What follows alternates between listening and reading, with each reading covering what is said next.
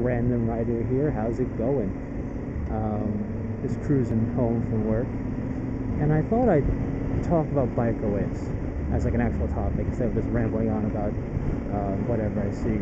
I thought I'd talk about. I don't think I've ever actually done a ramble where I just talk about what I see, so that's kind of a moot point. But anyway, I thought I'd talk a little bit about bikerways. Which, if you don't know, motorcyclists will wave to each other when they pass each other, not passing like in the same direction, but passing from the opposite directions. They'll wave to each other. It's fun, it's cool, it's kind of like a hey, we can do this, cars can. I don't really know the exact reason how or why it started, but wow, that was the Long Island accent coming out. Started, there we go. I don't know why it started. Anyway, but we do, and it seems pretty simple enough, but I thought I'd do a little video on it, maybe for some of the new bikers out there who didn't really know. And the funny thing is, they kind of go over it in the MSF course, which I thought was cool. Just the fact that we wave to each other and you should do it. So firstly, if you're on a bike, you should wave to another biker. If you don't, and it's not because you just didn't see them, which can happen, especially in multi-lane situations like this, if you don't see them coming from the opposite direction, it happens. Sometimes you don't think it's a bike because there are cars with their headlights out. I call them one-eyed bandits, and maybe you thought it was a one-eyed bandit, which happens. But if you see the bike coming and you don't wave, especially if they wave at you, then you are a douchebag. There's no reason not to wave. Who cares if they're on a sport bike and you're on a cruiser? No real difference. Just wave. It's fun, and I guess polite.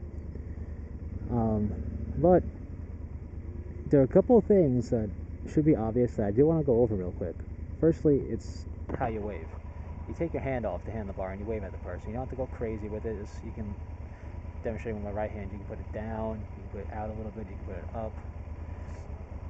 It doesn't matter. It's just something where they can visibly tell you're not just writing. However, and I don't know how this works overseas, in countries where they drive on the opposite side of the roads from here. I don't like waving with my right hand. The right hand is for accelerating, and it's the throttle. And I like to keep that on the handlebars pretty much all the time. Just, I don't know, I just feel more comfortable and confident that way.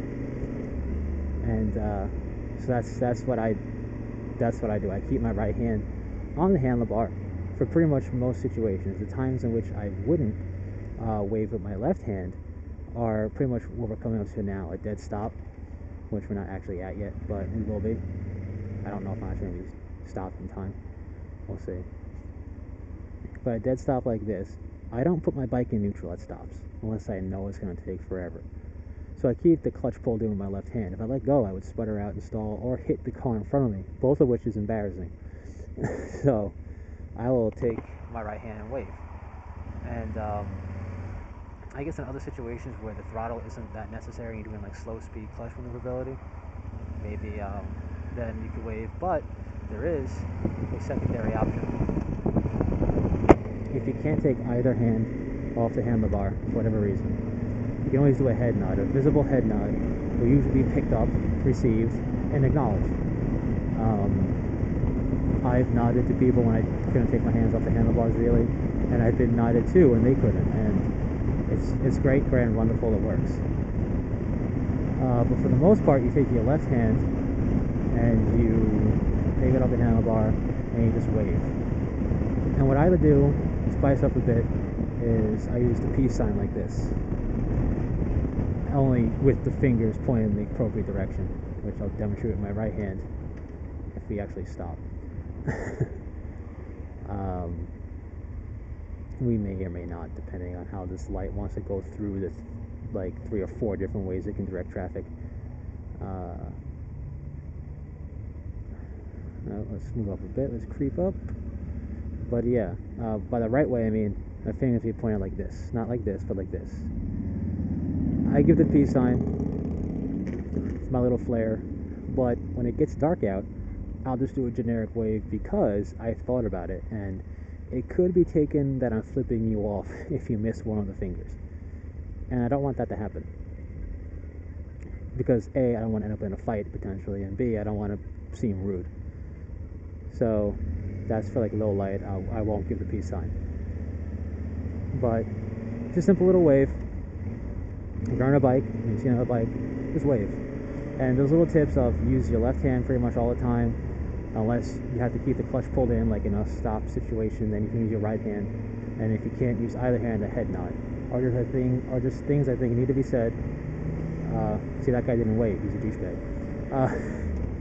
Or just things I think needed to be said for anybody out there, so they don't make the mistake and embarrass themselves by, dropping the bike because it lurches out from underneath them because they let go of the clutch. And you may not even think about it. It can happen. Mistakes happen. So that's that for waving. Now, in terms of what to wave at, so a lot of bikers won't wave at scooters or Can-Ams. And you know what? I will. I'll throw them a bone, I guess you can call it that. And I'll wave at them. Because why not? I mean, you're on 2 or 3 wheels. They took the time out to learn and ride those things. I'll wave to them. So that's just my 2 cents on that. And I'm going to go get gas. So that's it. Take it easy.